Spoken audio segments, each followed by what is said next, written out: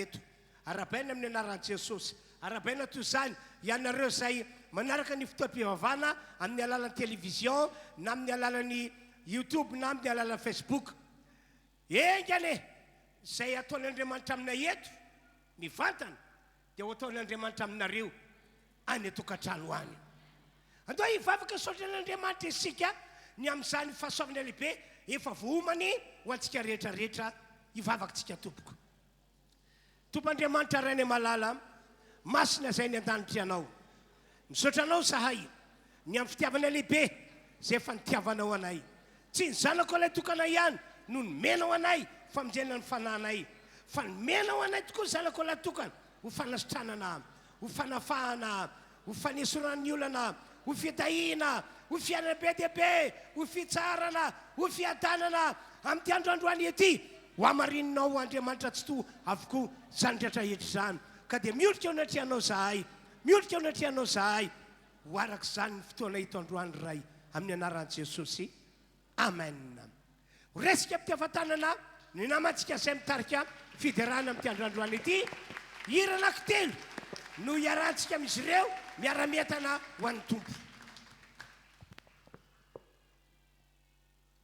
Halleluja Halleluja ho an'Andriamanitra rery ihany voninahitra ary hotonoana ho amintsika tsiraray avy manatrika nyity fotoana ity ny fiadanan'ny tompo amen rabaina manokana tahaka an'izany ihany koa isika rehetra manaraka amin'ny tambajotra tserasera any tokantrano any sy mety zay rehetra toerana misy ianao tsy ho diso anjara-pahasoavana any amin'ny fitiavan'i Jesosy any ianao amin'ity androany ity amen androany isika dia ilaza anambara ny fitiavan'i Jesosy asana efa mba nisaintsaininao mandraka hariva zany fitiavan'i Jesosy ianao zany satria tsy vitanao nanolotra ny ainy fotsiny teo ambony azo fijaliana Jesosy fa androany zao izy manatrika nyity fotoana ity amen hositraniny ianao zay marary ho afahany amin'ny olana zay mangeja anao ianao raha mety reradraraka ianao dia anangana anao lehilahy mahery sy ho vehivavy mahery indray izy androany manetana anao sainsainy hoe tianao Jesosy tiatsika Andriamanitra izany no antony mbola afahako sy afahanao mijoro eto androany dia noho izany fitiavan'i Jesosy zany maro ny olona efa mamoy fo amin'izao andro zao fa za sy anao noho ny amin'ny fitiavan'i Jesosy dia mahatsiaro sambatra samy rehare mihitsy sika fa sambatra sika miaraka amin'i Jesosy sady zany ve androany manetana anao hitsangana amin'ny toerana misy anao ndeha sika tena ilaza amin'i Jesosy hoe tena tianay loatra ianao Jesosy tsy misy afaka ataonay irery afa tsy ianao rery ihany ianao le efa tianay nandrotra ny ainao teo ambony hazo fijaliana ary tsy mijanonao teo amin'ny fanolorana ny ainao teo ambony hazo fijaliana fotsiny ihany fa mitanay amin'izao andro manahirana izao ihany koa ianao manavaka anay tsiraray avy ianao satria tena tianao loatra izahay halleluja andeha ho ambaratsika amin'ny fitiavana an'Andriamanitra anandratra an'Andriamanitra tsika anandratra an' Jesosy anandratra ny fanahy masina satria tia loatra zasy ianao halleluja Oh,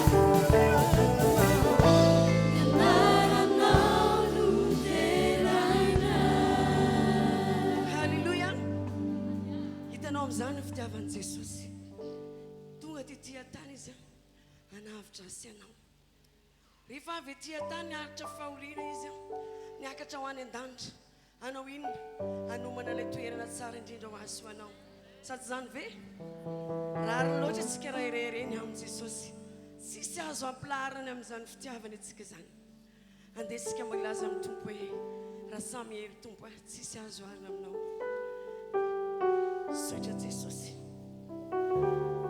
mankasitraka ny amin'ny fitiavana lehibe zay natolotra ho anay mankasitraka Jesosy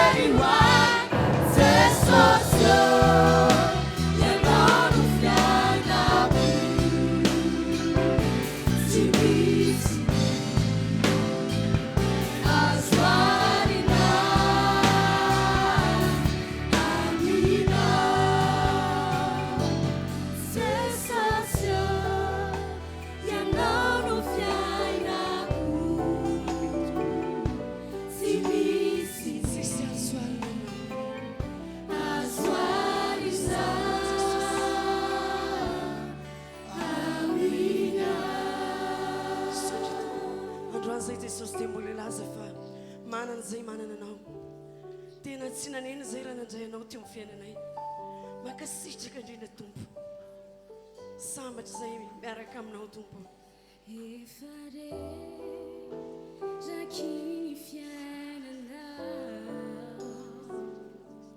tsy nahity izay mombany tsagatanatyny famozam-poa tsy aiko itsony izay natao sofato ianao nanarina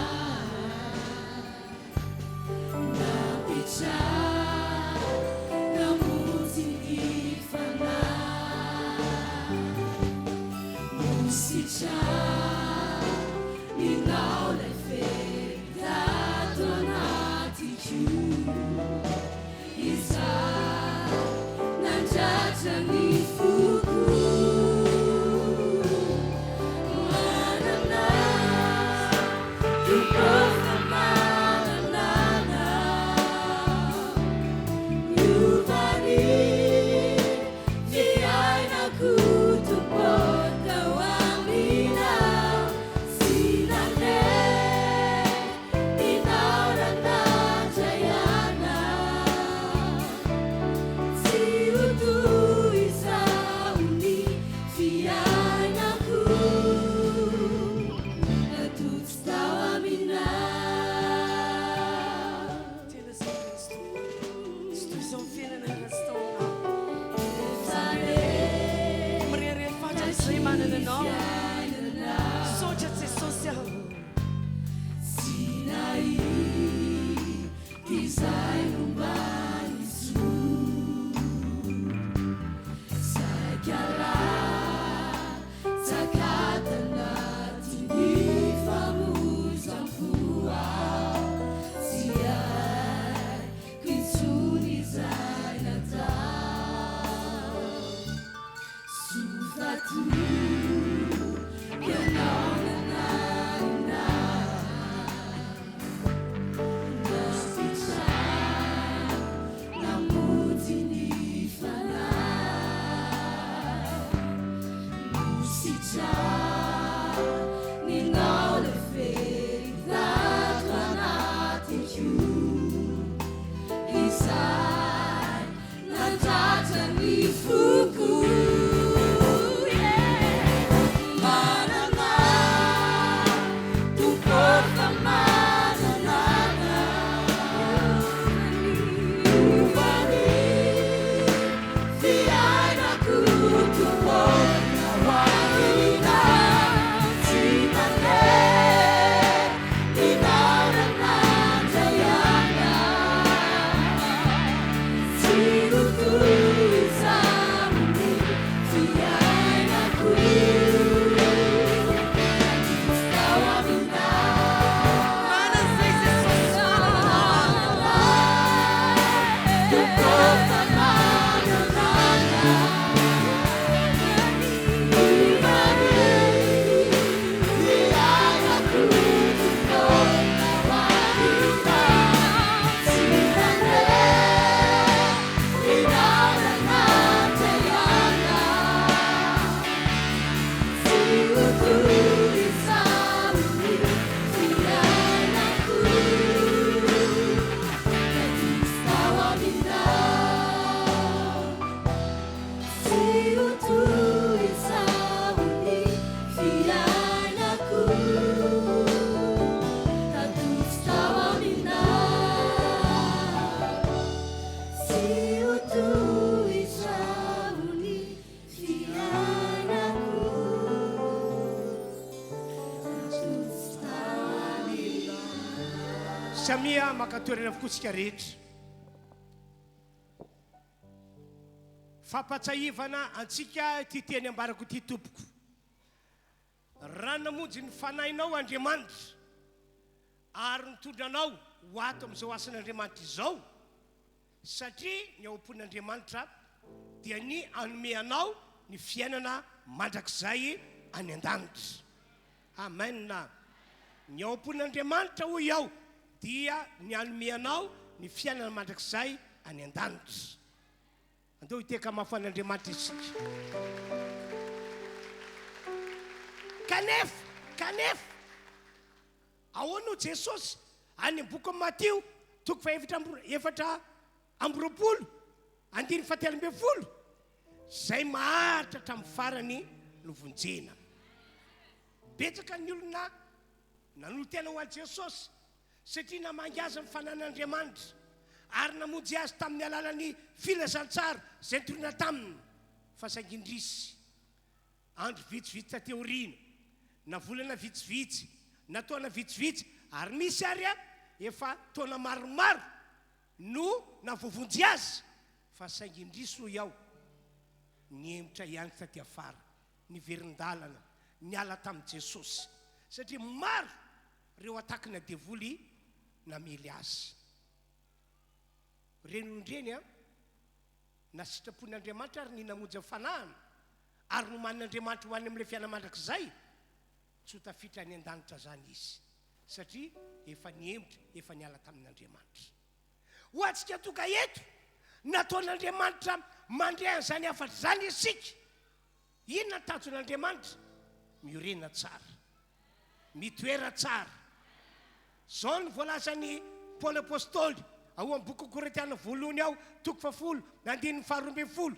Hoy izy, ianareo izay mihevitra ny tenanareo fa mijoro tsara, mbola mitoetra tsara, mbola ao amin'ny Jesosy tsara, mitandremo araka voasoratra io, mitandremo fandro lavo.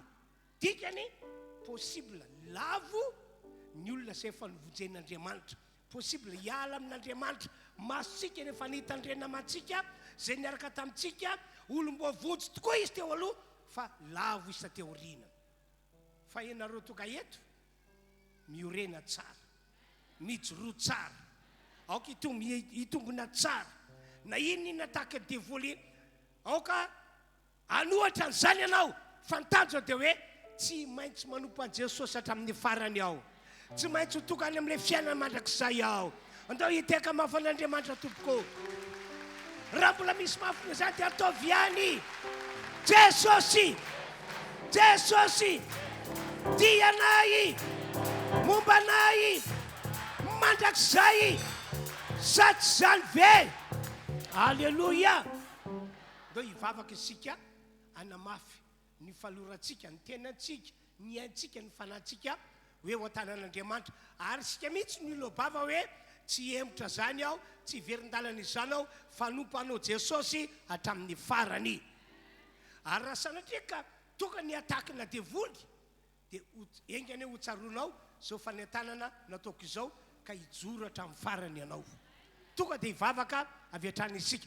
Ianareo any atokantrano ihany koa mivavah tahaka anay eto anareo, mivavah tahaka anay ianareo, aoka nompontompo hatramin'ny farany isika. Ndao azy apetrao amin'ny fonao tananao dia ataovy amin'ny fonao rehetra zao vavaka nanentanako anareo izao. Tena sandrato avy ny feonao, ilazanao fa vonona ny anompontompo hatramin'ny farany ianao. Halleluia. Andriamanitra, misaotra ny amin'ny famonjena lehibe nataonao ahy. Amen. Olona zao tontolo zao afahiny, jentilisa fiainanao fahiny, efa niaina tamin'ny fiainana faran'izay ratsy teo masonao afahiny, efa nandeha tamin'izany fanomponana sampy izany, efa ndresaka tamin'ny fanany maty teny amin'ny fasana, kanefa no fahasoavanao Andriamanitra novonjenao ny fanahiko, novonjenao tamin'ny alala filazantsara zay notoriana tamiko. Misaotra Andriamanitra, misaotra anao aho, misaotra anao aho. Ary tsy zao ihany no misaotra anao, fa izay rehetrarehetra toka eto dia miaraka misaotra anao ny amin'izany fahasoavana lehibe zay efa nataonao taminay izany. Misaotra ihany koa fa maraka ankehitriny mbola voatahirinao ho anao zahay. Efa namingana anay ny devoly fa dia nampiarina anay ianao Andriamanitra. Efa nisy faharesena teo amin'ny fiainanay fa dia namindra fo ianao dia mbola nampiarina anay ihany ianao. Andriamanitra, na ny mpanomponao, na ny olona rehetra toka eto, ity izahay manolotra ny tenanay, ny ainay, ny fananay mba ho anao mandrakizay tsy emitra zany izahay, tsy hiverin-dalana izany izahay, afaka hijoro aloatra ny fitaka ataony devoly hijoratra amin'ny farany. Tanjona anay rehetra ny ho tonga any amin'ilay fiainana mandrakizay any an-danitra miaraka amin'ny Jesosy Kristy ilay mpamonjy anay. Halleloia, halleloia. Ary amin'ny mampanomponao ahy dia afavoko ny rano Jesosy fiarovanao anay sady ho fandresena anay, afavoko ny rano Jesosy ilay nalatsaka teo ambony azy fijaliana ho fiarovana anay sady ho fandresena anay. Misaotra Tompo, halleloia, halleloia. Misaotra Tompo, misaotra. Manginona taolontsika rehetra. Andriamanitro, ho anao tokoa zahay rehetra tonga eto. Misaotra anao zahay ny aminay izay mbola mitoetra tsara ho aminao mandrika ankehitriny. Tsy avy aminay zany fa tena fitiavana avy any aminao, tena fitiavana avy aminao ka dia misaotra. Fa androany kosa izay dia milobavana ohatranao ny mpanomponao miaraka amin'izao fiangonana iray matory izao ho anao hatramin'ny farany izahay. Ny mpakady ny devoly rehetra tsy avelanay haresanay ho anao hatramin'ny farany izahay. Ninina fomba hitiny devoly miataky anay tsy misy manan-kerana izany ho anao hatramin'ny farany izahay. Misaotra Tompo, amen. Fisoratsika an'Andriamanitra andao hiteka mafy azy isika. Halleloia. Efa nambarako taminareo ihany izy ity, raha manentana antsika rehetra mba hiteka, tsy hoe izay ny fomba fanaontsika atao amin'ny fiangonana RHEFI Androndrakely, fa voasoratra ao anatin'ny Baiboly zany. Andriamanitra mihitsy no miantso antsika olombovonjy, olony rehetra hoe mety hafatanana ianareo olo-masina ozy izy. Ka raha miteka zany isika araka fanentanana ataoko anareo, tena mety hafa amin'ny fonareo rehetra ary mety hafa mafy. Ahoana ny fampianaran'ny pater Emile? Rehefa saina miteka ny olona dia misy karazany olona, misy ny teka ataony olona sasany ao anatin'ny minitra tena fa matratry impiry tatatatata, fa misy ny asasany azo isaina ny teka ataony. Mialatsiny amin'ny fomba fiteny ohatra ny teka ny olona midorororo, kanefa ho an'Andriamanitra le teka. Andeo ranga hiverina hiteka faran'izay mafan'Andriamanitra antsika. Jesosy, Jesosy tianay, mombanay, mandrakizay, sady zany ve? Halleloia. Amin'ny anaran'i Jesosy tsofoko rano aritra farany ianareo. Amin'ny anaran'i Jesosy niteka rehetra teo fahavalo fohaniko tanteraka tsy avoantsika, tsy teka faran'izay mafia. Halleloia. Amin'izao fotoana izao tsika dia andao hitondra fanatitra indray, manomeza ny fanatitra amin'ny fonao rehetra, tena atao amin'ny fonao rehetra. Tsy hanazava lava be mikasina amin'izany aho, fa ny fanaovanao fanatitra vokatry ny fonao ho an'Andriamanitra dia lalana anankiray entin'Andriamanitra mitahy ny ara-bolanao, mitahy ny arenanao. Tsy misy olona araka volazan'ny Baiboly hoe mpamatsy ny fanjakan'Andriamanitra, kanefa dia resy izy, ratsy fefara izy. Fitsapan-toetra mety misy, sakatsakana ataony devoly mety misy, fa Andriamanitra malala ny tokony ataony. Tsy diso ny teny nataon'Andriamanitra, ho sokafaka mivaravarany lanitra. Ho ampidiniko fitahina manana ambiampy ho anareo. Malaki toko 7, 10, farika 12, 14, misy an'izay teny izay. Mandroso antsika tompoko izay hitondra ny ampahafolo-karena, ilay ampahafolo ny tahin'Andriamanitra anao. Rehefa avy eo tatazantsika ny toerana ny fanatitra fanaontsika mazatra. Mbola hiderany tompo ihany isika. Ary rehefa miderany tompo isika, tena anao arak'izay azo atao ihany koa hoe alefa azy.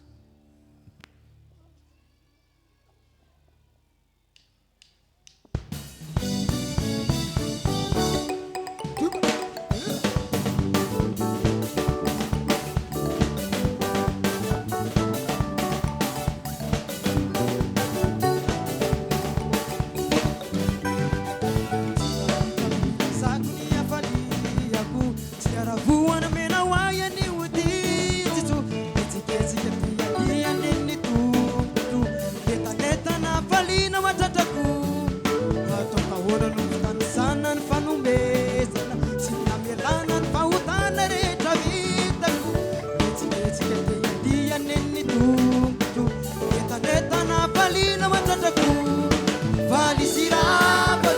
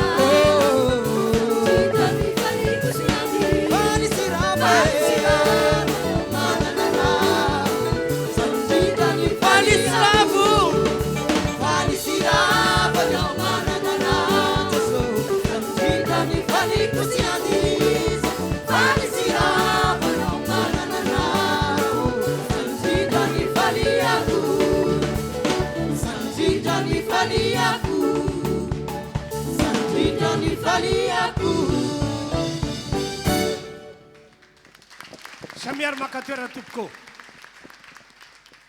Dia rehefa vita ny fanatatazana ny fanatitra fanaontsika hatramin'izay dia ho zaraina amintsika ny valopo raky dehibe satria faran'ny volana izao. Dia isika faran'ny volana tokoa dia ho zaraina ny valopy dia amin'ny herin'ny androany ho averintsika ny valopy miaraka amin'ny fandraisana anjara. Mampahiranareo foana tsy misy olona masahy mamatsy fanjakan'Andriamanitra amin'ny alalan'ny arenany, amin'ny alalan'ny fananany, kanefa dia ratsy fiafara izy. Ny ady mety misy, fitsapan-toetra mety misy, ny sakatsaka nataony devoly mety misy, fa raha ny voalaza amin'ny baiboly no jerena ho tsara fiafara zany olo zany. Ka mandraisa valopy ianao dia amin'ny herin'androany averinao le valopy miaraka amin'ny fandraisana anjara tianao hoe vokatry fonao tanteranao amin'ny finoana. Ka dia ambolanao hira anankiray isika ao anatin'izany no izarana n'ilay valopy ilay nambarako taminareo teo. Manasanao izy sagana amin'ny toerana misy anao dia mbola laza foana antsika hoe sambatra izay manana anao Jesosy sady izany ve? Amen.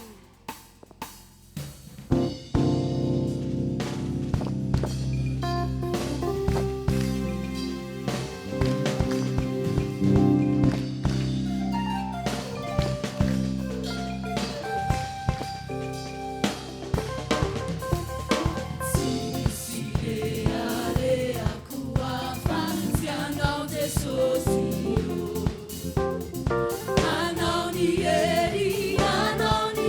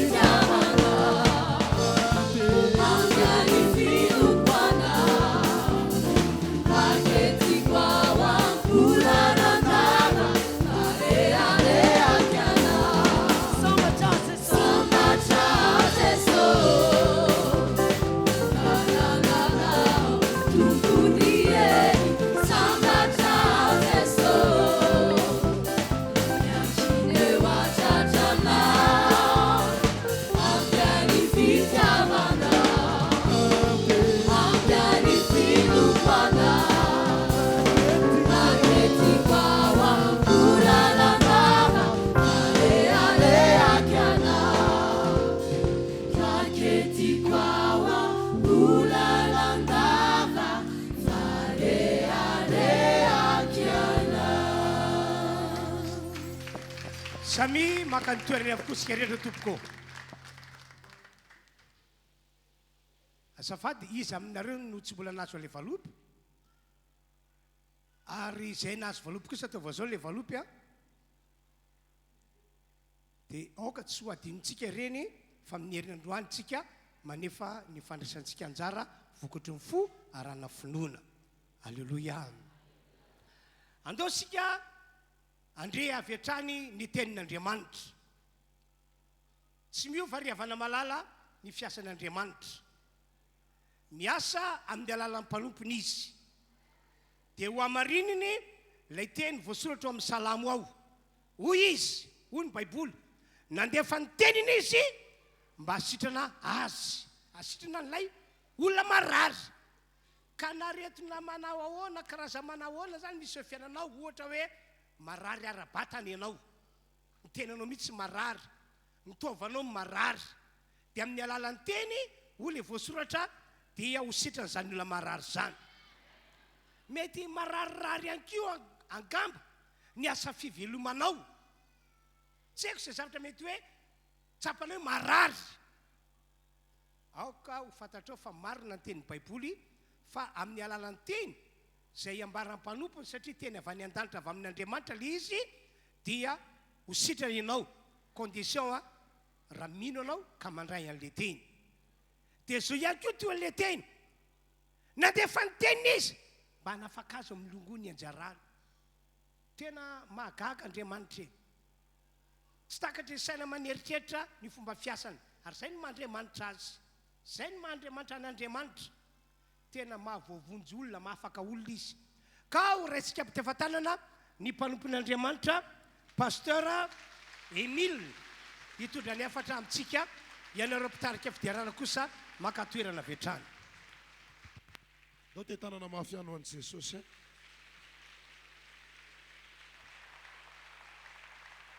raha mbola misy mafy amboniny zany dia asany raha tiano ny tomposika alleluia alleluia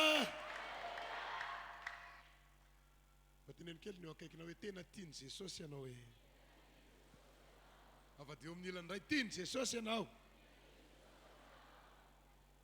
faly miarahaba asika rehetra amin'ny anaran'i Jesosy ny tena koa fifaliana ho amo zany no ny raha ny tompo a hitondra ny afatra eto amin'ity toerana ity miarahaba ihany koa ny lehilan'Andriamanitra sy ny vady aman-janany a isaorana izy ireo ny amin'ny fanomezana sehatra ahafahana mivelatra amin'ny fitoriana ny filazantsara miarahaba ihany koa ny mpanompon'Andriamanitra vahiny zay mitondra ny afatra teto hatramin'ny maraina ny tompony ahitahasika rehetra miarahaba anareo zay manaraka ny fandaharana any amin'ny fahita lavitra sapako sy hitako fa besaka ny olona mangetaheta ho an'ny Kristy amoziny tsirairay avy tonga eto amin'ity toerana ity ane Andriamanitra ho amarin'Andriamanitra ny teny nampitondrana ny mpanompony teo ny marary rehetra na ny eto na ny manaraka amin'ny fandaharana dia anasitrana azy amin'ity ora sy fotoana ity ane Andriamanitra tovy amenina mafy be niza manana olana tongeto minoy ianao fa miditra sehatra amin'ny olanao io Andriamanitra izao niza manana ady resinao io adinao io satria marina amin'ny ambarany Andriamanitra alleluia alleluia ndao sika maky tenin'Andriamanitra ato amin'ny Matio 9:10 Matio 9:10 manomboka amin'ny 7:10 ka hatramin'ny 5:10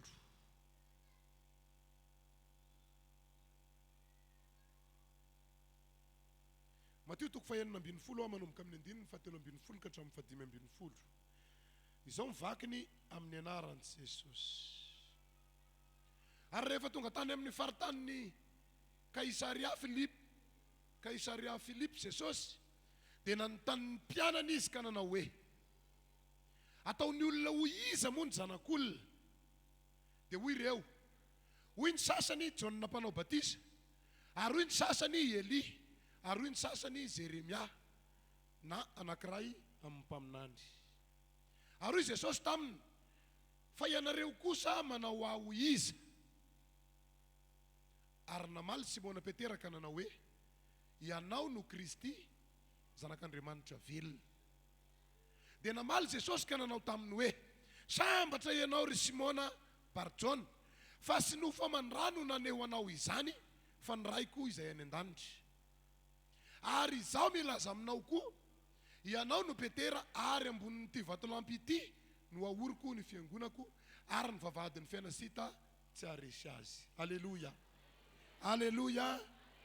Resaka ny fanaovan'i Jesosy tamin'ny mpianatra izay nivakina tamintsika teo no hitondrako ny fitaritateny eto amin'ity toerana ity androany. Inona moa ny resaka ny fanaovana teto? Jesosy te halala amin'ny alalan'ny olona hoe tena fantatry ny olona marina ve iza izy. Androany mitodika amintsika ihany koa fanontaniana, tena fantatra ho marina ve iza ilay Jesosy torina aminao io? Iza ilay Jesosy ivavatsika io? Iza ilay Jesosy lazaisika fa tompoitsika io? Iza ilay Jesosy izay arasika io? Raha lasana bavy ho fantatrao izy androany. Ary raha fantatrao izy dia izy no hiasa aminao. Izy no anasitrana ny aretiny. Izy no amahany olana. Izy no hiditra ny sehatra amin'ny fiainan'ny olona mahafantatra azy. Petera manokana besaka ny namaly ay ve ny fahafantaran'ny olona anao no tiana ho fantatra. Misy amin'ny olona aloha miteny hoe ianao hono le mpanao batisa, Joanina mpanao batisa, ianao hono no Eli, ianao hono no Jao, ianao hono samy manana ny fomba nilazany an Jesosy ny olona. Ny zavatra hitako sy fantako arakaraky ny amatarany olona an Jesosy na ny fahafantaranao an Jesosy no mahatonga azy miasa eo amin'ny fiainanao. Raha fantatrao fa mpamonjy izy dia hamonjy anao izy. Raha tena fantatrao fa mpanasitrana izy dia hanasitrana anao izy. Raha fantatrao fa Andriamanitra mamaha olana izy dia hamahany olana misy eo amin'ny fiainanao izy. Rehefa namaky an'io tenin'Andriamanitra amin'ny Matio io dia sy amin'le nifaranako tamin'le nivakisika teo fa nivakiko hatramin'ny farany. Ity Petera zay nidokadokafana nahafantatra ity aoriana kely aho dia niseho ndray fa ay sy fantaniany ndray Jesosy. Donc vakisika Matio 4:20 andininy 2:20 ambany kely ny vakisika io sy ny 7:20. Ary Petera nanohona azy ny tanila kely ka niteny mafy azy hoe sanatria aminao zany tompoko, so aminao tokoa ane zany. Fa izy nihodina ka niteny tamin'ny Petera hoe makanesa ivoko ry Satana. Fa tafitohinana amiko ianao satria sy ny saina izay an'Andriamanitra ianao fa izay any olona. Ilay Petera no tenenina teo le nanontaniana teo ary nareo mba iza tonga dia nafanafo be Petera, ianao ny Kristy. Io ihany no niteneniny Jesosy hoe anivoko ianao. Ary sy ny anarany aza no nitononona fa anarana hafahafa. Inona moa io zavatra miseho io? Aoka tena ho feno ny fahafantaranao an Jesosy. Aleluia. Eto ngeto ianao hanompo an'Andriamanitra, hanompo an Jesosy. Ka amin'ny alalan'ny fanomponao dia hiasa eo amin'ny fiainanao Andriamanitra. Amin'ny alalan'ny fanomponao dia hita ny fiasan'Andriamanitra eto amin'ity toerana ity ianao.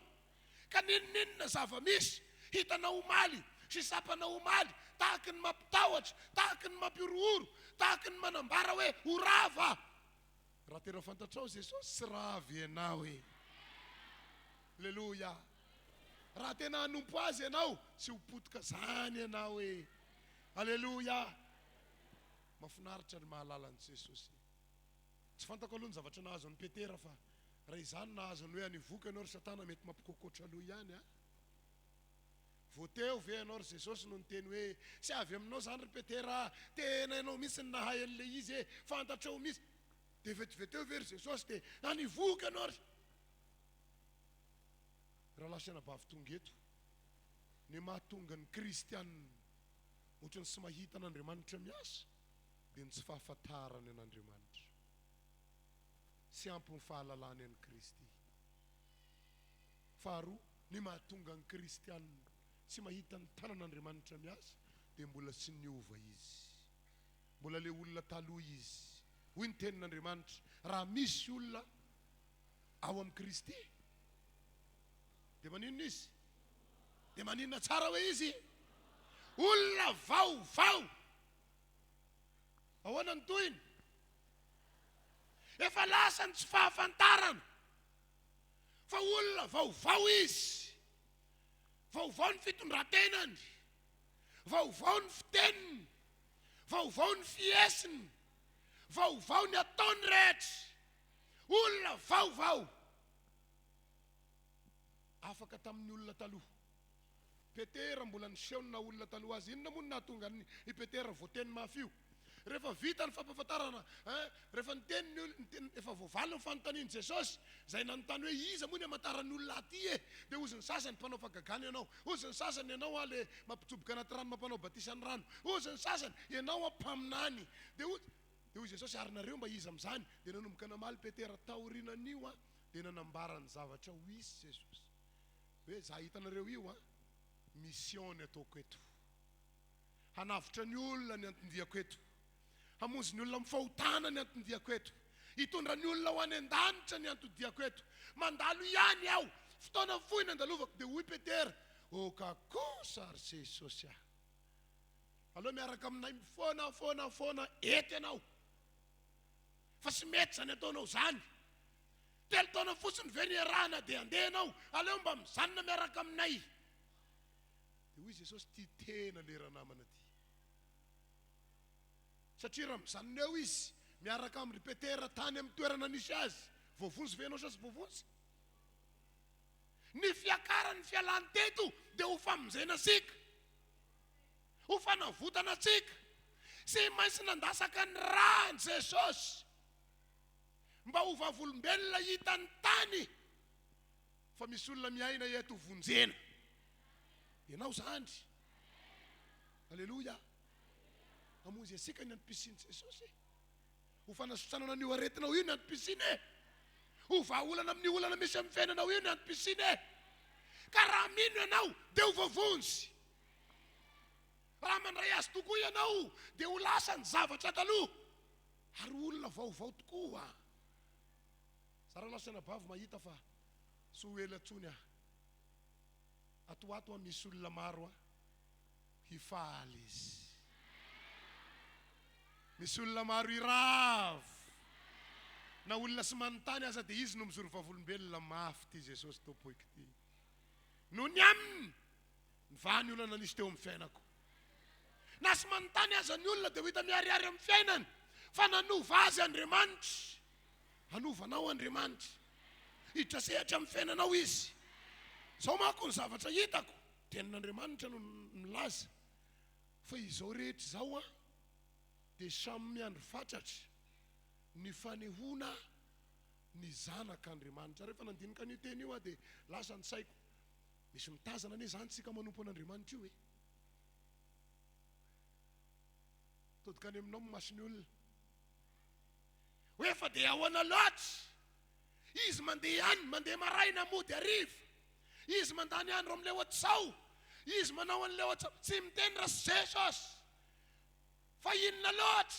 Dia maninona izy? Ahita izy. Teneno ny tenanao hoe ahita izy, ahita ny fiovako izy, ahita ny fisandratako izy. Misery ny olona hoe inona ny zava-misy, inona ny zavatra miseho, inona ny ako fampony. Raha lasana bavy aza manao kototoa amin'ny fampona, andao tena hanompo an'Andriamanitra. Aleluia. Satria ireo miandro fatratra ireo dia miandro ny fiovanao, miandro ny fiovako. Ny masaka ao am-pony Jesosy dia ny hitondra sika ho any an-danitra. Inona hoe masaka ao am-pony? Mitondra sika any an-danitra. Ny masaka ao am-pony Jesosy dia ny hanova amin'ny fiainasika, hanala n'ilay olona taloha, atonga sika ho olom-baovao, hiala ny vovoky ny fahafatesana maro hita eny amin'ny fiainantsika io.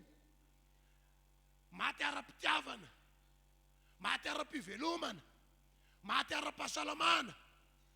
Maro ny olona mitoreo, mitaraina, sasany ara-moa efa sy mahalopeo tsony,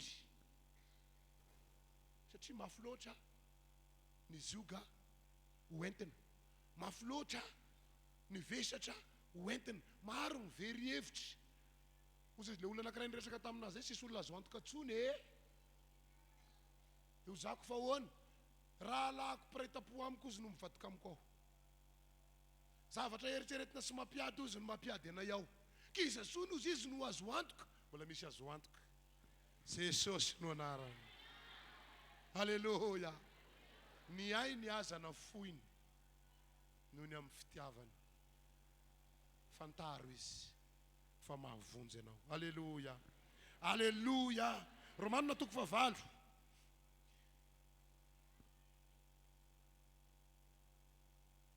andininy fa 7 io le teny no lazaiko teo fa teny tompo vakiko izy fa izao zavatra rehetra izao dia samy maniry fatratra ka miandry ny fampisehoana ireo zanak'Andriamanitra izao zavatra rehetra izao dia samy maniry fatratra ka miandry ny fampisehoana ny zanak'Andriamanitra ho isy fampisehoana ho atao eto menina manomboka iseho amin'izay ianao sy ny fahasalamana manomboka iseho amin'izay ianao sy ny fitahina manomboka iseho amin'izay ianao sy ny fahasoavana halleluja ho hitan'ny masony olona zany ho hitan'ny rehetra eny zany ny zavatra mafinaritra ny nahitany eretanao ny aretina dia mbola ahitany fiainanao anaty fahasalamana ny nahitany ny ainanao ny olana dia ahitany fisandratanao inona moa ny antony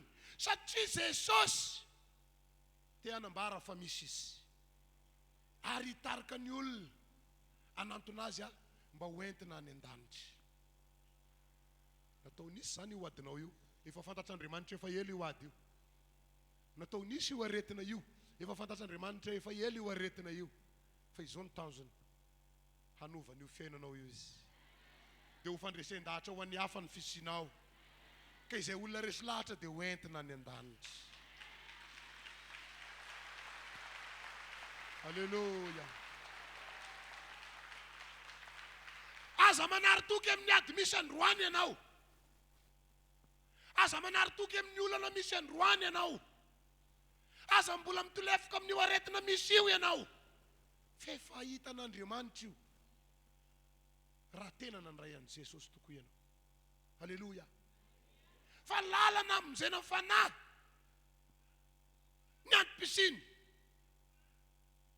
hanafaka anao Andriamanitra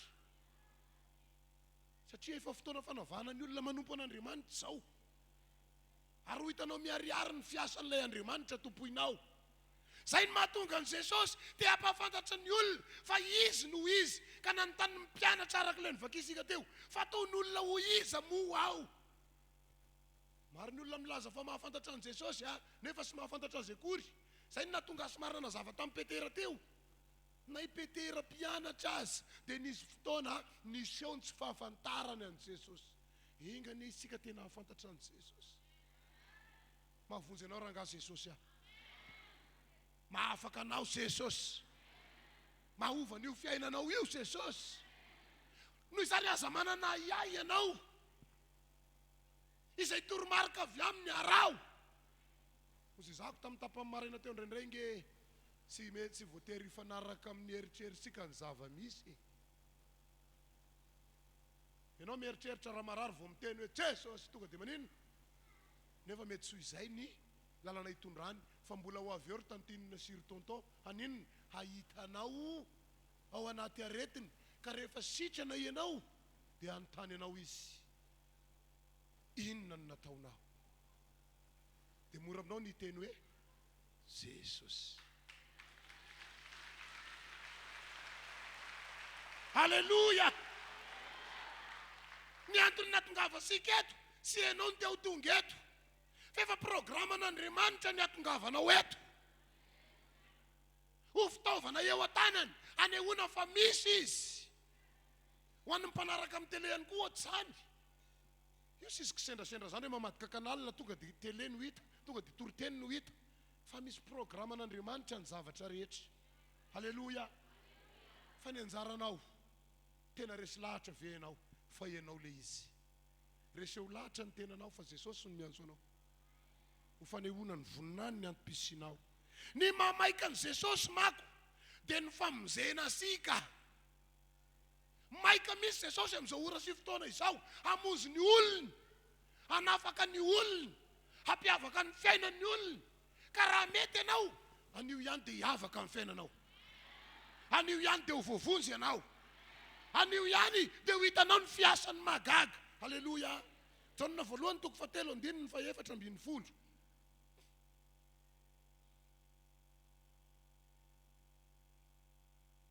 Fantatsika fa efa tafiditra ny ala tamin'ny fahafatesana ho amin'ny fiainana isika, satria tiany rahalahy izay sy tia dia mitoetra amin'ny fahafatesana ihany. Misy karazana teny anankiroa, ny ray fialana amin'ny fahafatesana, ny ray fitoerana amin'ny fahafatesana ihany. Inona ny mampiavaka azy? Izay mandray an'i Jesosy dia nasorona tamin'ny fahafatesana mba hiditra any amin'ny fiainana. Fa izay tsy mitoetra na sy mino kosa dia mbola maninona ihany izy izy? Mbola izanona ao amin'ny. Tena may misy Jesosy hitondra sika amin'ity atao hoe fiainana ity. Hitondranao amin'ny fahavelomana Andriamanitra. Hitondranao amin'ny fiainana tena izy. Sy ho fiainana hita ho maly eo ny tena fiainanao e. Raha efa tafateniteny foana ny vava, miteny hoe fa zao misy ny anay, forao manomboka androany. Ifonao zany teny zany. Fa ny fiainanao tsy maintsy miova. Ny fiainanao tsy maintsy mivoatra. Ny fiainanao tsy maintsy tonga any amin'ny fahasarana. Haleluya. Ekeo fosiny ny fitondran'Andriamanitra ianao. Fa maninona moa no milaza an'izany ny tenin'Andriamanitra hoe niala tamin'ny fahafatesana araka le efa nambarako teo. Efa noentin'i Jesosy ny zavatra rehetra ho an'ny olona mialoka eo aminy. Le Jaonina toko 7:7, 7. Dia izay misy ny nambarany, hoy Jesosy, vita. Efa vita ny aditsika rahalahy. Efa vita ny adinao ranabavy. Efa voasoratra amin'ny mpandresy isika. Haleluya. Manana anjara fandresena ianao. Haleluya. Raha miatrikady androany, saindro ilay Jesosy mampandresy ianao. Fantaro izy. Fantaro Jesosy fa hampandresy ianao izy. Jaonina toko 5:4. Jaonina toko 5:4.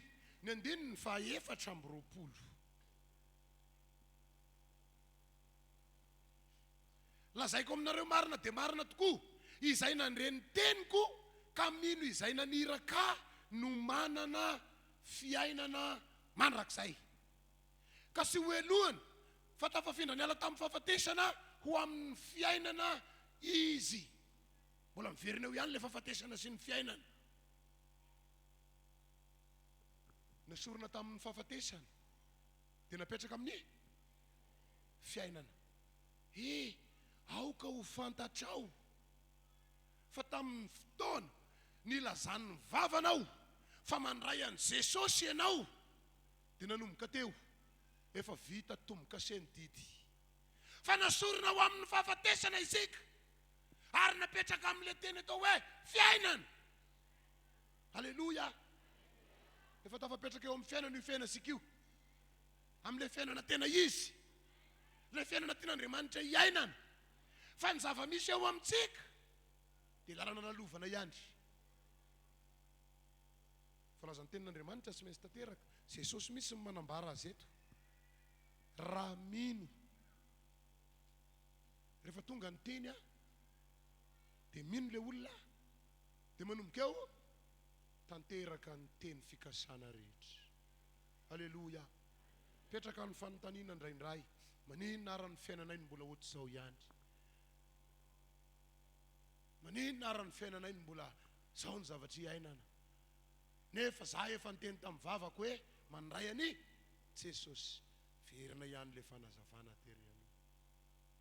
Petera efa niteny tamin'ny vavany satria nanaiky ho mpianatry Jesosy. Saingy ny olona teo aloha indraindray mbola mitsidika. maro ny olona rehefa ao anaty ady dia tadiverina le olona teo aloha ohatrany sy matoky loatra an'le fivavahana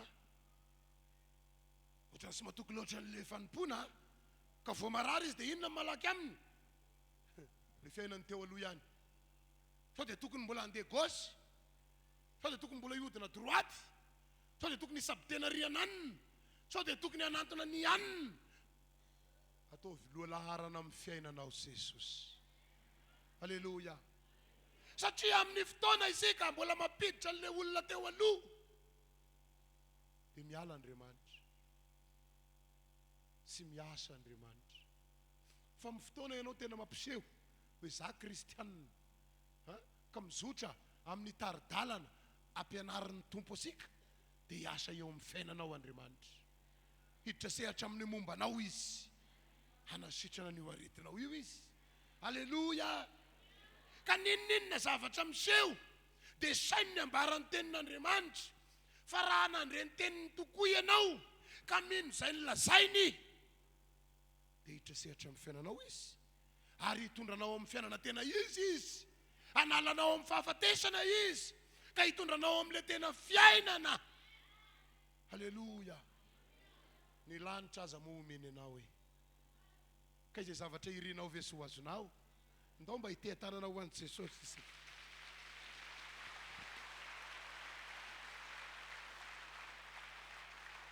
Halleluja. Janona toko 10 eo amin'ny tapany be no vakiako.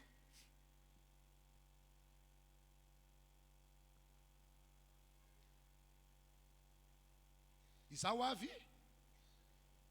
hananany fiainana sady hananany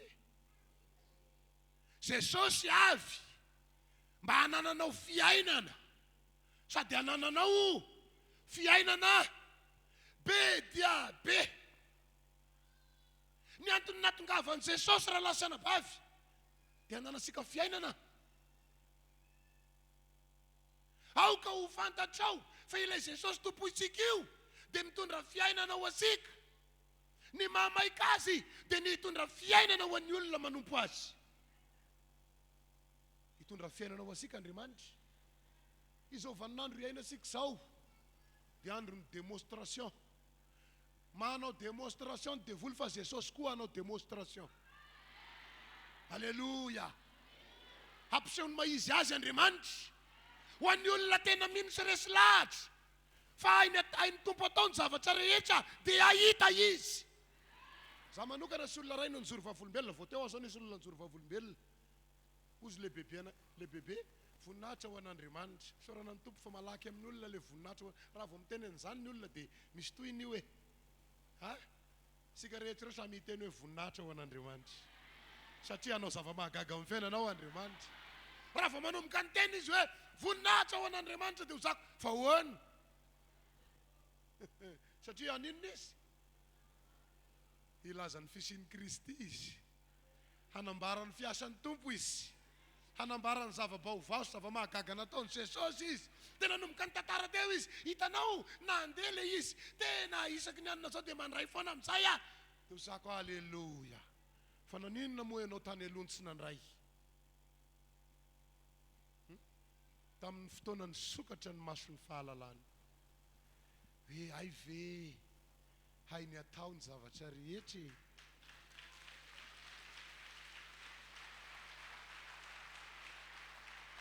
Halleluja. Ianao io ahita ny fiasan'Andriamanitra. Ianao io hanehona ny fisian'i Jesosy. Ianao io hanehona ny fiasan'Andriamanitra. Teneniny tenanao za le ny fidian'Andriamanitra, za le hanehona ny fahasarany, za le hanehona ny fahalebiazany. Mbola sy nisy anefa fantany ary fantako fa higokany mamy avy aminy aho ho any an-danitra ny fiafarany didiako ty. Ndao te-tanana mafy an'i Jesosy isika. Halleluja. Ataovy azo antoka fa ny fiainana no efa nomanin'Andriamanitra ho anao. Reseho lahatra ny tenanao fa misy fiainana sara lavitra efa noman'ny tompo ny olona manompo azy. Mety besaka ny feo tonga, mety besaka ny zavatra hitany maso, te andresy lahatra, fa ianao sy tonga amin'izany fiainana be da be zany, ny tompo sy diso. Jesosy no nilaza, zao avy. Maninona? Ananasika fiainana. Sady ananasika fiainana be de be. Ndraindray tokoa ny ndalana eny mba ho tonga amin'ilay fiainana be de be ihany very tompo. Alahady hariva ny teny an'izany teto. Nandinika ny tantaran'i Josefa aho aho. Dia ndraindray ohatran'ny mampite-hitomany aloha. Fa ho an'ny zaza sy tia mijery film lava be tonga dia atao next. Hita amin'ny farany dia mioraka be. Fa raha ny diniana natao miadana be dia misy tantara teo ho tapahana, esory ny hatreto. Fa sy tiako mahita n'ity tantara hatreto ty. Fa leo mba ny farany no jereko. Saingy ny fiainanao sy mety next. Teneno ny akaikinao, tsy azo atao misambikina amin'ny fiainanao efa sy maintsy iainana izy rehetra. Fa za mitenenao ny farany, sara lavitra ny fiafarany eo fiainanao.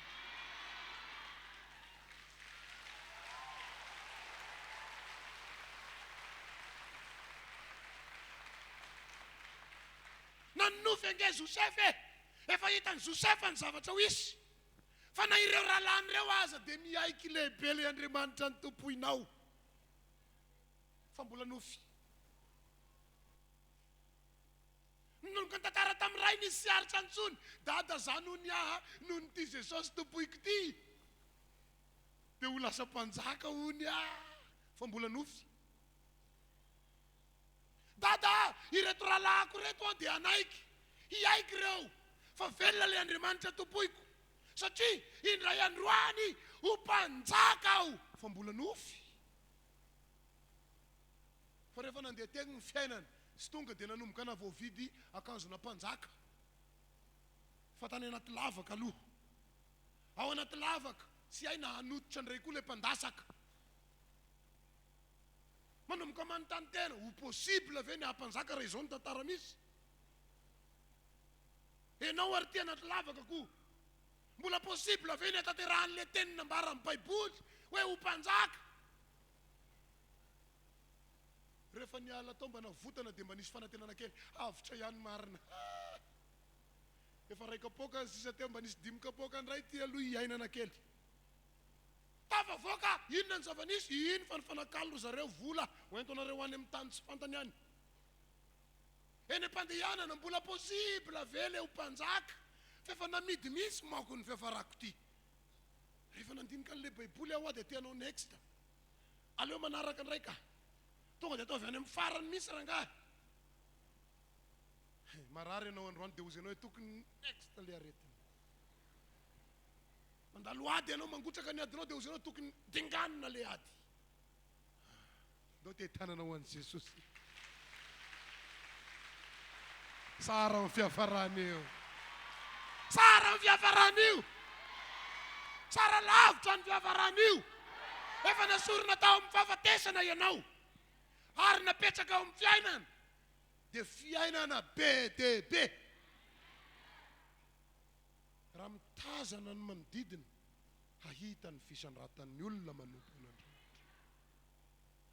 Ao anatin'ny haizina no ahitana ny mazava. Raha itsao mazava be zao no ampirehatra ziro kely dia ozy ny olona ohatray. Efa mazava hono mbola. Fa rehefa haizina ny eo, potrana mazava kely ohatrin'igny aza dia manino izy?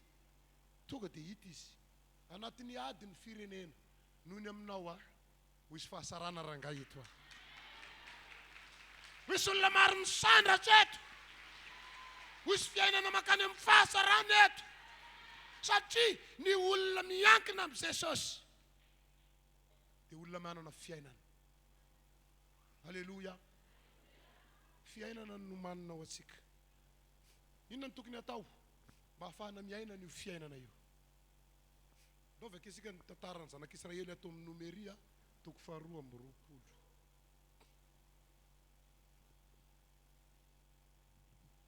Nomeria toko 2:20. manomboka amin'ny andininy fahasivy lavalava ihany hatramin'ny fahavalo ambin'ny folo. Ary Andriamanitra nakao amin'ny Balama ka nanao hoe iza moa ireo lehilahy ato aminao ireo. Dia hoy Balama tamin'Andriamanitra, Balaka zanak Zipora mpanjakan'ny Moaba no efa naniraka tamiko hoe indro ny firenena izay mivoaka avy tany Egipta mandrakotra ny tany rehetra. Koa makanesa ty ankehitriny ka hozony ho ahy izy, angamba haresy azy aho ka haharoka azy. Ary hoy Andriamanitra tamin'ny Balama, aza mandeha miaraka aminy na manozona izany firenena izany ianao, fa voatay io firenena io. Dia ny fomaraina koa Balama ka nanao tamin'ny andrian-dany Balaka hoe andeha mody any amin'ny taninareo fa sy avelan'i Jehova andeha hiaraka aminareo aho. Ary niainga ireo andrian-dany Moab dia tonga tany amin'ny Balaka ka nanao hoe sy nety nandeha niaraka taminay Balama. Ary Balaka naniraka ny andrian-dany maro sady malaza noho ny teony ray. Dia tonga tao amin'ny Balama ireny ka nanao taminy hoe izao ny lazain'ny Balaka zanak Zipor, aoka mba sy ho azo sampona ny akanesanao aty aminay. Fa hanome anao voninahitra lehibe indrindra aho, ary izay rehetra no lazainao amiko dia ataoko avokoa. Ka masina ianao makanesa ty hozono anay ty fireneny ty. Fa namaly Balama ka nanao hoe tamin'ny mpanompon'ny Balaka hoe na dia omeny Balaka vola fotsy sy volamena eraky ny tranona zao dia sy mahazo manoatra ny tenin'ny Jehova Andriamanitra aho, na handasaka na hampihoatry. Ny toesain'ny Balama dia toesain'ny olona mahalala ny tompoiny. Satria fantatry ny olona fa olona ny fidin'Andriamanitra ray Balama, ohatra anao. Fantatry ny olona fa olona misy ositra i Balama, ohatra anao. Fantatry ny olona fa mahalala ny Jesosy i Balama, ohatra anao. Fa mbola tonga ihany ny olona ory Balama miady aminay izy, ndorangamba hozony hozony. Fa raha vao miteny an'io eo anao dia resina io hanozona. Hozy Andriamanitra, iza no enonao teny? Zasa le olona miresaka aminao io, za no miteny anao zao, aza manaiky an'izay lazainy. Fa na ianao n'izany Balama dia zao ny tao am-pony, fantako le tompoko. Sy maintsy manaiky ny ambarany aho, sy maintsy manaiky ny teneniny aho. Dia rehefa ndanareo miverinany fa ny tompoko nefa ny teny tamiko sy mahazo manaraka ny teninareo aho, fa lay Andriamanitra tompoiko mahavonjy aho. Dia naniraka ndray le mpaniraka, andanaranga teneno aho, izay zavatra ilainy eto ambonin'ny tany dia homena azy zany. Vola fosy ve ny tadiaviny, homena azy zany. Volamena, homena azy. Tany, homena azy. Fa izao aza atao manaiky ny tenin'le Andriamanitra fa zay tenintsika ihany. Inona navalon'ny Balama? Sanatria amiko, raha handany tenin'le Andriamanitra tompoiko, any an-trano vakio fa mahafinaritra ny tantara. Ny olona manana toe-po manaiky izay lazain'Andriamanitra dia hanafaingana ny fiasany eo amin'ny Andriamanitra, hitahy azy Andriamanitra, hamaly ny vavaka ny Andriamanitra. Fanehoana ny fahasaran'Andriamanitra ny antom-pitsisika. Ekeo izay lazain'ny tompo aminao, ekeo ny fitondrany anao, ekeo mila fantatrao, mila mizoro amin'ny sitrapon'Andriamanitra isika. Amen. Mizoroa amin'ny sitrapon'Andriamanitra. Dia sorovavolombelona fahafany ahy, misy vehivavy anankiray mpivory Alarby. Isaky ny Alarby dia tonga foana io ranabavy io. Ny asany mpanasa lamba ao amina trano na lehilahy anankiray, sy dia lavitry ny fiangonana aby. Dia hitan'le mpampiasa fa isaky ny Alarby sy mety mandray lamba ho sasana, satria Alarby fifadian-kanina maraina dia mitohy vavaka fanompony. Dia ozy le mpampiasa, rangamba sasao amin'ny Alarby ny lamba. Dia ozy le ranabavy, sanatria amiko, Alarby ve? Sanatria amiko. Tamin'izany saiko ny lamba ray 50, izy ihany moa ny tantara rehefa nanana olana 50 ny lamba ray. tamin'ny voalohany mba sasao satria mitovy amin'ny prix andavanandro any dia ozy izy hoe tsy tonga amin'izany aleo raha misy lamba hafa dia meolona any aloha ny alarobia fa amin'ny Alakamisy ray amety dia ozy le mpampiasa oranga fa atao arizato atao arizato ny lamba ray dia ozy izy na ataonao arizato hoe za sy anasa dia ozy le mpampiasa ary tena mafilo mihitsy tena omeko olona ty fataoko ronjato taitra izy andavanandro 50 hay rehefa larobia dia ronjato ataoko le larobia amin'ity ndray mitoraka ty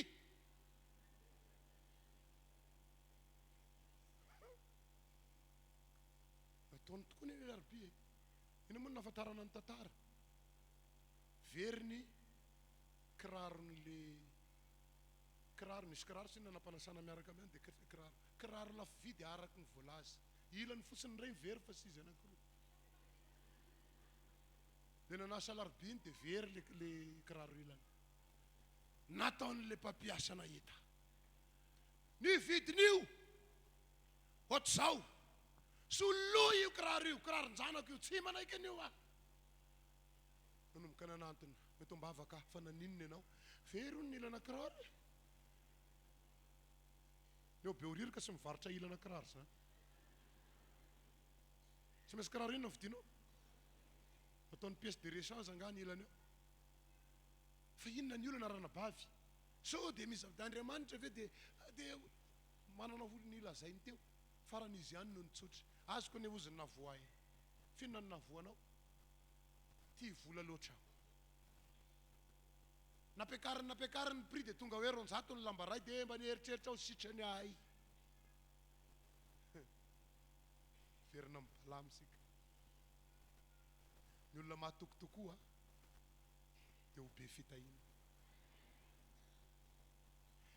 matetika mifakapanahy makafanahy asika mba hialasika mifakatoavana an'Andriamanitra engany ianao sotratra amin'izandry efa kaiky mivalim-bavakao efa kaiky mifitahina ho anao misy roa hatrany amin'ny fanompona an'Andriamanitra ekeo ny sitrapona Andriamanitra fa hiditra sehatra amin'ny fiainanao izy saorana ny tompo moa rehefa nivavahana le ranabavy tena angataka fa amin'rapo izy ara nahavita ny fadianina mihitsy satria naninona tena sy manana ny vola hividianana an'io ozy dia inona ny zava-nisy nisy ankizy ny lalao le kiraro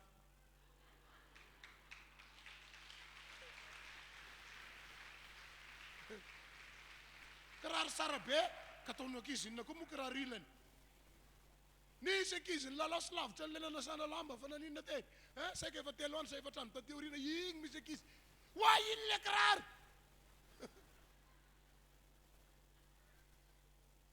azy ny ankizy natao ange tonga dia nanipy aniny tany amin'ny fa ny tompo mijery anao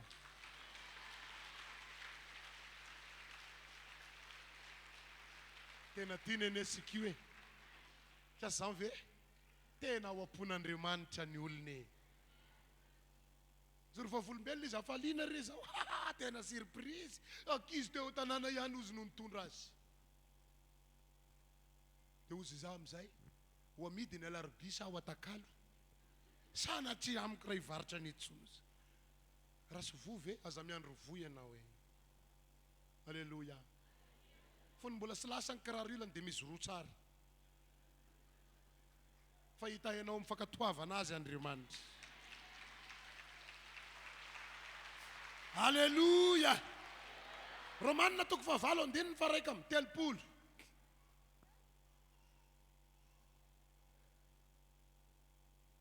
inona ary nolazay isika amin'izany zavatra izany raha Andriamanitra ny momba atsika iza no ahatohatra asika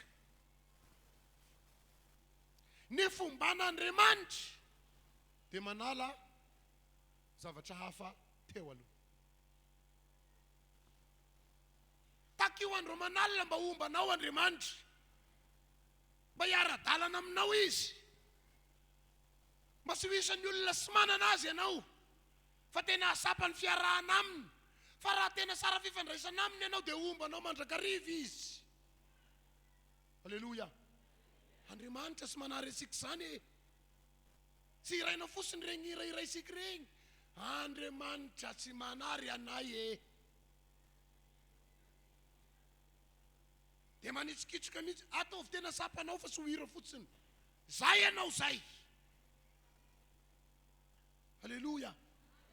Fa so rehefa mandalo ady Andriamanitra sy niaraka aminay. Ny hira mipetraka foana ka. Na mandalo ady Andriamanitra sy mandao anay. Na anatin'ny aretina Andriamanitra sy mandao anay. Anaty fifalim-be Andriamanitra sy mandao anay. Ninona zava-misy Andriamanitra miaraka amintsika. Ary raha miaraka amintsika Andriamanitra, iza no atohatra asika. Halleluja. Ray andro nisy ramatoa nole taonisy izy. Ary efa izy misy no niteny hoe zandray aleoko sy mihinam-bary toy zay. Dia rehefa nitoriana teny nitoriana dia tonga am-piangonana tokoa izy. Saorana ny tompo fa tonga am-piangonana. Fa ny voady efa niteneniny dia ny hoe raha izao ny ray aleoko sy mihinam-bary. Nandeha tegna ny fampianarana raha izao ny ray.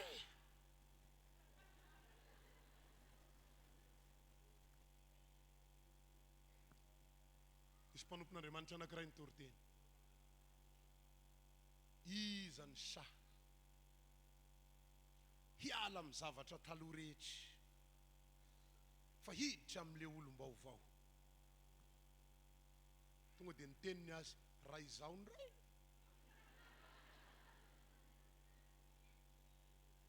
Dia nanomboka nisy nanangatanana visivisy ny nanodidina azy efa samy naninona avokoa. Izy rery sisa nanomboka nierikeriky izy nenao ozy ny tena sy tatoko dia dimy mandreraka sady nasehony. Nefa zaho izy ty dia tena marary aho ozy raha tsy mihinana azy. Tafateny ny mpanompon'Andriamanitra ho an'izay mbola mihinana paraky rehetra, izay mifoka sigara rehetra mbola misy any am-paosy hoentoeto ozy. Ny anahany izy hoentina ny ray hony ianao.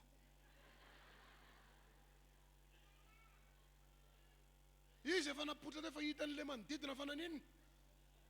Dia ozy ny olona hoento, ianao ve sy te ho afaky hoento ka za nge marary andory efa aveo i. Raha voentiko eo ozy fantako fa ho tazomin'ny pastery io. Dia ny lohako ve zany no arary amin'io hoento ozy ny olona. Ny afarany nandeha sy fidiny sy nafarany aloha ka.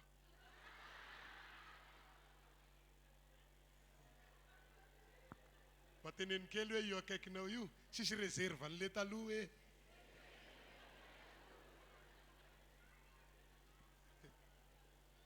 Rehefa tonga teo dia ozy le paster avoa eto daholy.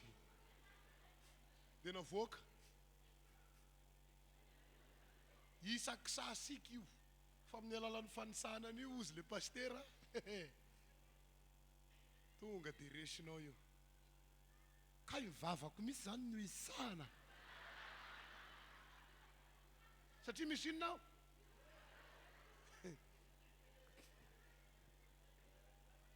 Rehefa nandeha amin'ny fampianarana tapa-kevitra sy ny vava no isana fa le rasy no avoaka. Halleluja. Saorana ny tompo fa rehefa sa dia nanino nandresy. Marina fa mpanafaka Jesosy fa ny fanapahan-kevitrao ilain'ny tompo. Halleluja. Mila mandray fanapahan-kevitra amin'ny fiainasika isika. Reseo lahatra ny tenanao fa mahavozy ianao Andriamanitra. Fa raha mandray fanapahan-kevitra ianao hita ianao Andriamanitra. Raha Andriamanitra ny momba asika, iza no atohatra asika. Nanomboka nanisakisaka ramatoa. Dry le zavatra natao mbava. Ay ny tompo rangamy manafaka anao ay no mamonzy anao. Ary fanapahan-kevitra amin'io fotsiny ange no tadiavin'ny tompo hoe dia manomboka ho vavolombelona ianao. manomboka ho hiteny aminao ny tanan'Andriamanitra, manomboka ho hiteny aminao ny fahasoavany. Halleluja. Ny olona afaka ne mahay mitantara, fa ny olona ao anatiny rehefa afaka izy dia fantany molotra tsara tarety na boso ny teto anatin'ny taona maro. Fa raha mbola ao anatiny izy sy maninona na mibosona fa marary ny nifiko raha sy miala io, raha miala io. Fa rehefa afaka dia mahita ny faratsiny ny zavatra lasa. Mila sa miala amin'ny fahotana isika. Amen. Sy sara io fahotana iainana io. Fa raha afaka amin'io ianao dia manomboka hitanao ny faratsiny ary hitondranao any amin'ny tena izy Andriamanitra. Halleluja. Faranako sahady ny fitondrako an'ity hafatra ity. Ny programan'Andriamanitra dia ny hitondra sika amin'ny tena fiainana. Ny voalohany dia ny fiainana mandrakizay. Ny faharoa ahita fiainana ianao eto ambonin'ny tany. Sy io aretina lava io ranabavy aho, sy io aretina lava io rahalahy, sy io ny tian'Andriamanitra iainanao, fa misy fiainana ao asika. Izaho avo i Jesosy mba hananany fiainana sady hananany be dia be. Tonony amin'ny tenanao zany. Sy maintsy miaina ny fiainana be dia be aho. Sy maintsy miaina amin'ny fiainana tena izy aho. Sy maintsy miaina ny fiainana sara aho. Satria Jesosy no ato anatiko. Ampandresy anao Andriamanitra. Halleluja. Halleluja. Mila manarina ny zavatra teo aloha. Elao tanteraka izay fisainana hafahafany. Elao tanteraka ny fomba manao, fomba mampanao sy mifanaraka amin'ny sitrapon'Andriamanitra any. Fa ndao hiaina amin'ny fiainana vaovao. Halleluja. Sy hoe rehefa milamina dia miaina fiainana vaovao, fa rehefa mikorotana dia miaina amin'ny fiainana teo aloha. Sika sy mahay mijery film anankiroa zany. Tokana ihany. Rehefa miaraka amin'ny Jesosy ianao dia fiainana miaraka amin'ny Jesosy ny tokony iainana. Sasany ve? Fa ny fiainana taloha efa lasa. Alevony zany. Tao sika hivavaka izao, angataka famindrapo avy amin'Andriamanitra. Aorianan'izay dia hanavao ny fanoloran-tena. Raha manolotra ny tenanao tokoa ianao, dia Jesosy hiasa eo amin'ny fiainanao. Samy mivavaka. Asandrato mivavaka ao sainy fa ianao dia olona nofidian'Andriamanitra. Sainy fa ianao dia olona navahan'Andriamanitra. Ray masina misaotra anao izahay. Saotra tompo malala. Satria efa novanao tanatin'ny ray mpimaso ny fiainanay. Navotana hiala tamin'ny fahafatesana ka napetraka amin'ny tena fiainana. Tompo olom-baovao tokoa izahay. Satria ny teninao no nanambara. Raha misy olona ao amin'ny Kristy ho ianao dia olom-baovao izy. Efa lasa tokoa ny zavatra taloha. Lasa ny fahoriana. Lasa ny aretina. Lasa ny fikorotanana. Satria ianao Jesosy no ato anatinay. Niza mangataka famindrapo te hiova eto amin'ity toerana ity. Hanova azy ianao. Na ny any amin'ny tokantrano any te hiova, hanova azy ianao. Hikasika ny loharano ny aretina ny marary ianao. Hanasitrana ny marary rehetra, hamany olana manana olana ianao. Hiditra ny sehatra amin'ny fiainany tsirairay avy. Zay mangetahetanao dia hita ny fahasaranao. Zay mangetahetanao dia hita ny fahasaranao. Satria tompo ianao. Satria mpanjaka ianao. Oh, Andriamanitra. Sy misy zavatra sy hainao atao zany. Raha ianao ny manasitrana dia ho sitrana ny marary. Raha ianao ny hamany olana dia hiva ny olana manana olana. Amboleo ato anatinay ny fifaliana. Amboleo ato anatinay ny firaviravona. Zay reo amin'ny maso fenoantra sy feno famindrapony tsirairay avy eto amin'ity toerana ity.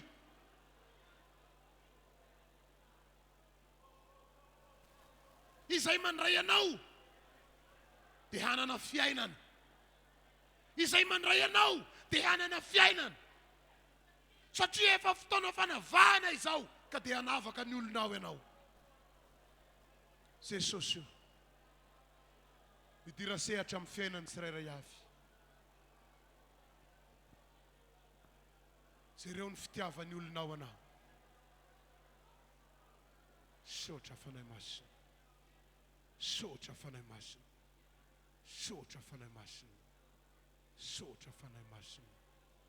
Dao sika angina am'izao fotoana izao a. Asandrato ny tananao a, ivavaka ao an'iny tananao iny a. Dia aoriana ny vavaka, raha marary ianao dia apetraho amin'ny marary ianao izy. Ho an'ny manana olana, apetraho amin'ny fonao izy rehefa avy eo a. Fa anao fahagagana Andriamanitra. Raha tena nanolotra ny tenanao marina ianao ka raha tena ny bebaka marina, dia namarina ny teniny Andriamanitra androandry. Fa Andriamanitra sy miova izy ray masinao, ny rahanao eto aisolo vavanao. Zay revo ireto olona ireto manandratra ny tanany. Finoana no nanratany ny tanany, fa hapiasa azy ianao. Raha marary izy ka metraka ny tanana iny eo amin'ny faritra maharary azy, fanahy masinao miangavy aho. Sitrano marary. Raha manana olana izy, ka mametraka ny tanana iny eo amin'ny fony, ity le ora. Isehony vaolana, satria hapiasa azy ianao. Matoky atompo ny famindraponao efeo aminy. Matoky atompo ny famindraponao efeo aminy. Ka izay olana amin'ny ranao fo dia mahita fahasarana. Tehirizo reto olona ireto amin'ny fahasarana. Sotra tompo, hapiasa ny tanana iny ianao. Ndao ampiasaisika ny tanana azy. Samby mivavaka. Sotra tompo malala finoana no ilazanay. Fa ny marary rehetra mametraka ny tanany eo amin'ny faritra marary azy, misy fanasitranana. Misy fanasitranana. Misy fanasitranana. Ny anaran'i Jesosy. Niza manana olana. Mametraka ny tanany eo amin'ny fony. Misy vahaolana. Misy vahaolana. Misy vahaolana. Satria tompo ianao. Sotra fanahy masina. Sotra fanahy masina. Sotra fanahy masina. Andao sika hisotra an'Andriamanitra. Samy mivavaka amin'ny soran'Andriamanitra.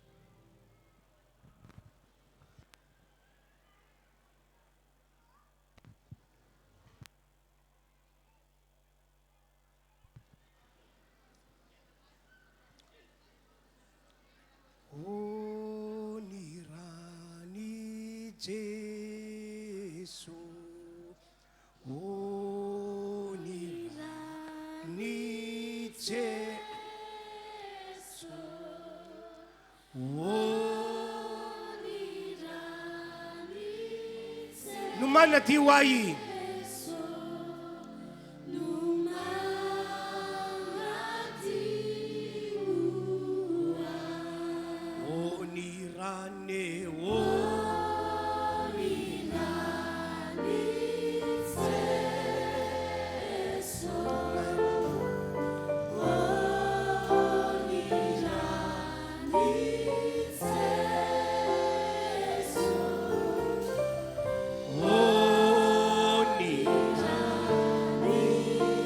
Pandesi aí.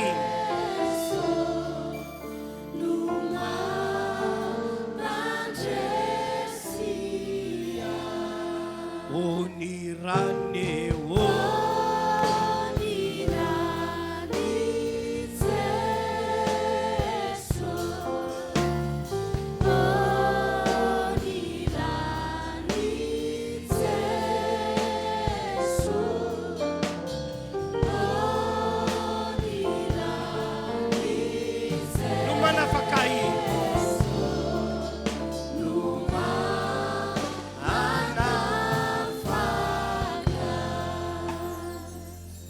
Tompo isika fa hatramin'ny maraina ka hatramin'izao a dia notain'Andriamanitra ny fotoana. Amen na. Ianareo izay nin'ny teny ka nandray ny teny mato-kiriavana fa dia ho tsara fiafara ianao. Misy tokoa ny ady, misy fitsapa-toetra, misy zavatra mahafatrehana, fa raha mbola mijoro sy mitoetra amin'ny tenin'Andriamanitra ianao, tsy maintsy ho tsara fiafara. Ho tanteraka aminareo izay mino an'izany. Andao mbola hiteka fara izay mafy. Neteka tena mirefitrefitra. Halleluja. Amen. Ny filazana entiko aminareo dia izao. Tokony vory isika amin'ny fotoam-pivavahana, fidirana fahatelo sy ny fidirana fahaefatra, fahadimy. Zany no mahasoa ny fanantsika sy ny fiainantsika amin'ny akabeany. Aza manaiky voasakatsakany ianao fa tsy maintsy manao défi ianao satria fa hainao tsara nyvolazan'ny baiboly hoe aza mafoy ny fiaramiangona tahaka fanon'olona sasany zava-dehibe ngeriavana ny fiaramiangona e tsy mino zay lazain'ny baiboly vi ianao tsy mino zay lazain'Andriamanitra vi ianao feon'izandray no enonao ten'izandray no ekanao fa marina aza mafoy ny fiaramiangona tahaka fanon'olona sasany aoka ianareo ifananatra ifanitsy ifampitaona ka ilaza fa zava-dehibe ny fiaramiangona satria ny tombontsika efa tsy ho elentsony dia ho avy apakatra reo zay azy no molitehaka indray mandeha ho an'Andriamanitra ihany tompo alleluia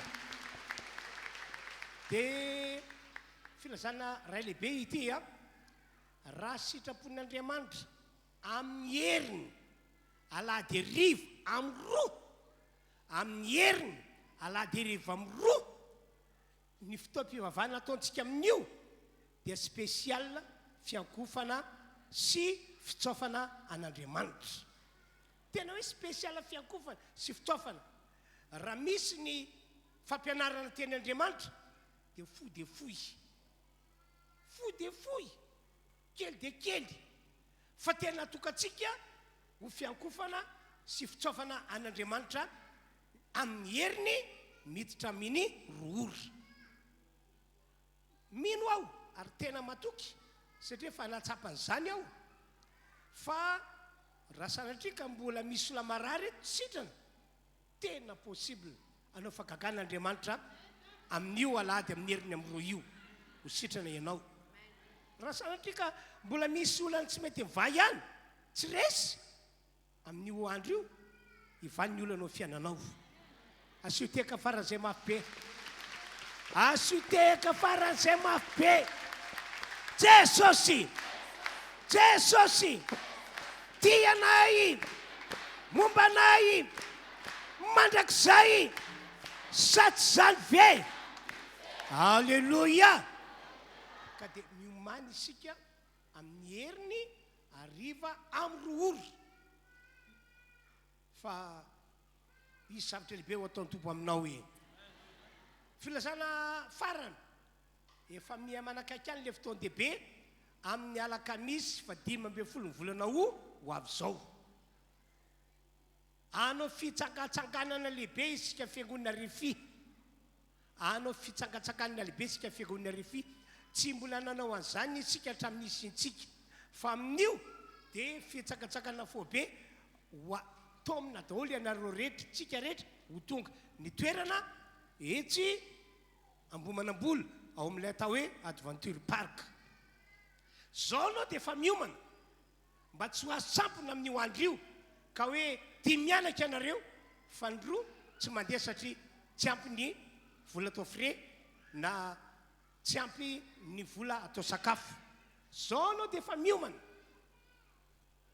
ny faniriako a tsisy na dia olona ray aza amintsika tsy ho tonga amin'io ka dia miomana dia zao ianareo mpiandraikitra aoka tsy titira fotsiny hoe mpiandraikitra ianareo fianareo mihitsy mandray andraikitra ho andreo olona ao amin'ny groupe misy anareo amin'ny sapana misy anareo ka tena manentana ny olona hoe mba ho avy mba tena mba ho avy vavay ianao mba hanana hevitra amana ny olana misy any amin'ny groupe misy anareo na sapana misy anareo zay zany filazana tompoka dia mirary fahasoavana hitsangantsika anao hira anankiray etsika manompo ny tompo manome voninahitra azy dia ho faranana amin'ny vavaka ny fotoanantsika teto androany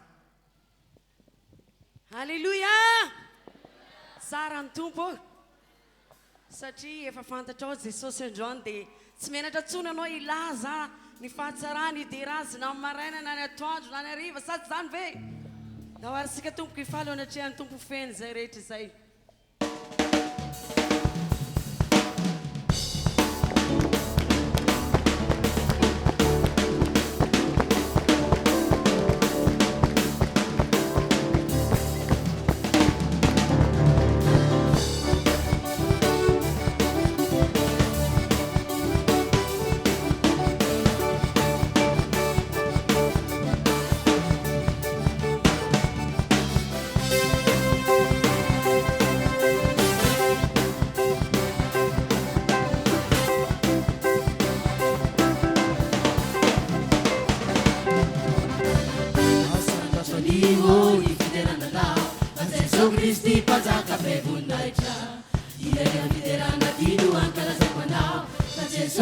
Kristi panjaka muni panjaka Amini marane sawi derana Amini arive muni derana Iat kurete unaita Tia siku fete ni derana Amini marane sawi derana Amini arive muni derana Iat kurete unaita Tia siku fete ni derana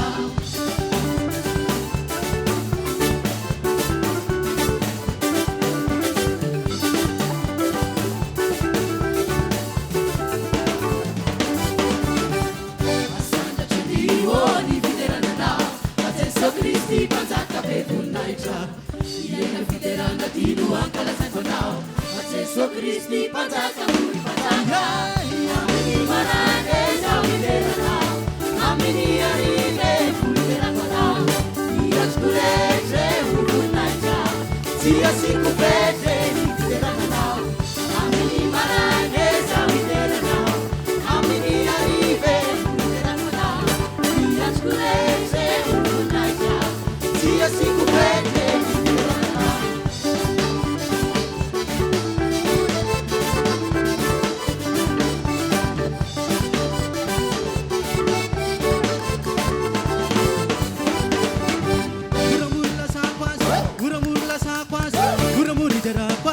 Muramuri dera kwas, deran tumtik, yubin tumtik, bayeran tumtik, pacaran tumtik, deran yubin pacaran tumtik.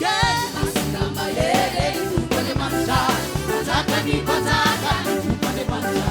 Dera wangi kadire tupane manca, parlensa yubine tupane manca. Amini marane sawi derana, amini arive derana. Tia siku fete derana, amini marane sawi derana, amini arive derana. Tia chulete unaita, tia siku fete derana.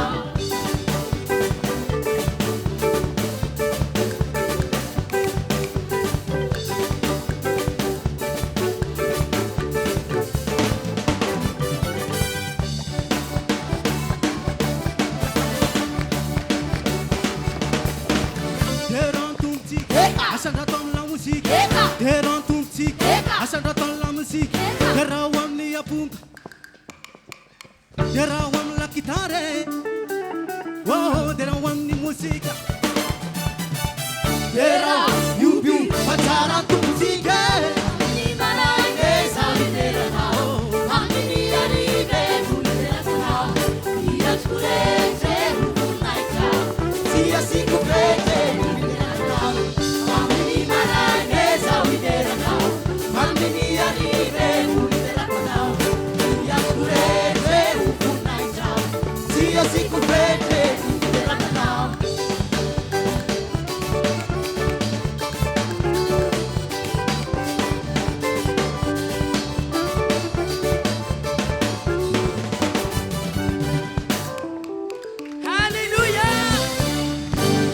Ataovy mafy ny tiaka ao voninahitry ny tompo e arahorakoraka mafy zany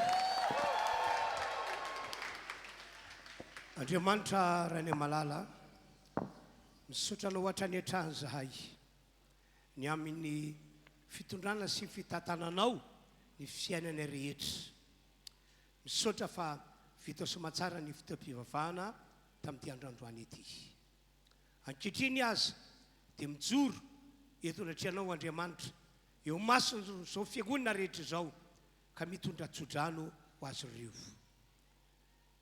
ny tananao mahery lay magaga lay tsy tohany tsy ala amin'izao fiangonana izao na amin'ny andro na amin'ny alina reo fahasoavana zay efa nasianao fahiny tamin'ireo olonao dia mbola ho asianao ankehitriny amin'izao fiangonana izao ary mbola tonoko amin'ny anaran'i Jesosy ho tsara fiafara tokoa ny ity fiangonana ity amin'ny anaran'ny Ray Zanaka Fanahy Masina amen dia mirafitsika tompoko